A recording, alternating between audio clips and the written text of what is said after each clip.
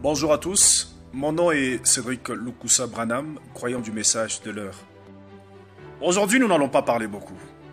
Juste un message de réveil à tous nos pasteurs, Ephésiens 4. Nous pensons que ceci vous concerne. Il y a certaines prédications qui commencent à devenir rares dans nos églises, voire que presque toutes sont dans la guerre doctrinale. Jésus est déjà venu. Les autres répliquent, il n'est pas encore venu. Nous sommes déjà dans le millénium. Les autres répliquent, nous ne sommes pas dans le millénium. L'enlèvement a déjà eu lieu. Les autres répliquent, cela n'a pas encore eu lieu.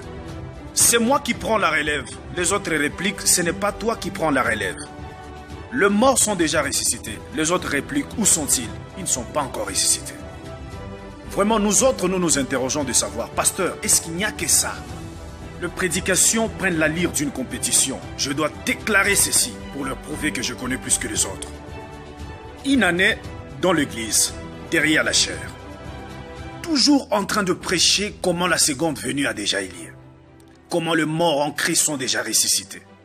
Mais pendant que dans cette église, il y a un couple ayant 11 ans dans le mariage, n'ayant pas d'enfants, et l'espoir commence à partir.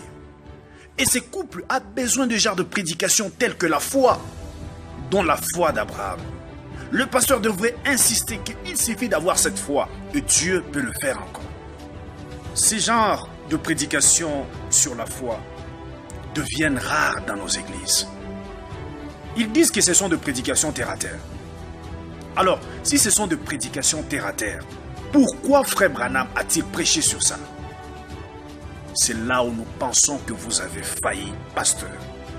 Où sont partis ces genres de prédications qui autrefois ont pleuré à l'église et après qu'ils on ne pouvait pas dormir sans pour autant aller chercher celui qu'on avait offensé pour lui demander pardon?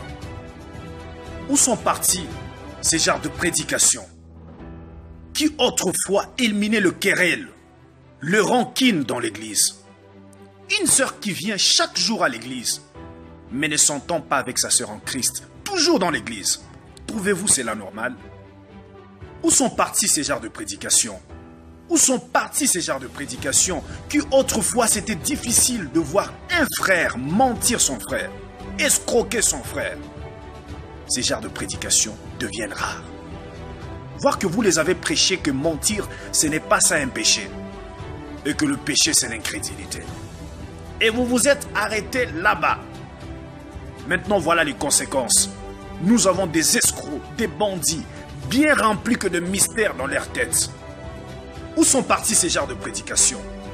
L'ancien évangile qui touchait nos cœurs. Des sermons qui ramenaient des rétrogrades à la repentance. La vie de prière était toujours active. De telle manière que le croyant pouvait chasser tout démon. Le serviteur de Dieu n'avait pas un grand travail à faire, étant donné que chaque croyant connaissait sa place et respectait la parole.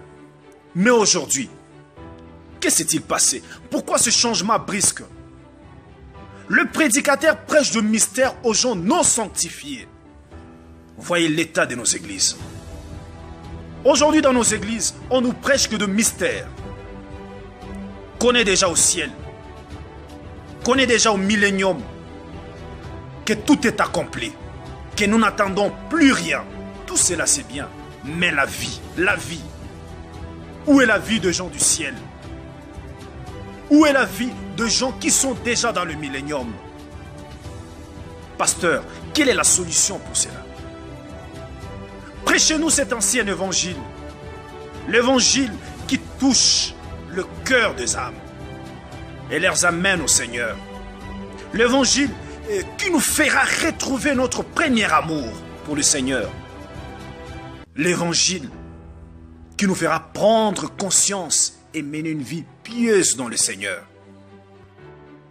Pasteur, nous ne sommes pas contre le mystère. Nous ne sommes pas contre le mystère. Mais nos âmes ont besoin de tout pour bien croître spirituellement. Aujourd'hui, mystère. Demain, la vie. Le lendemain, la foi, la patience, la tempérance. Il y en a tellement beaucoup. Mais pour aujourd'hui, nous terminons par ici. Le jeûne du message s'interroge. Shalom.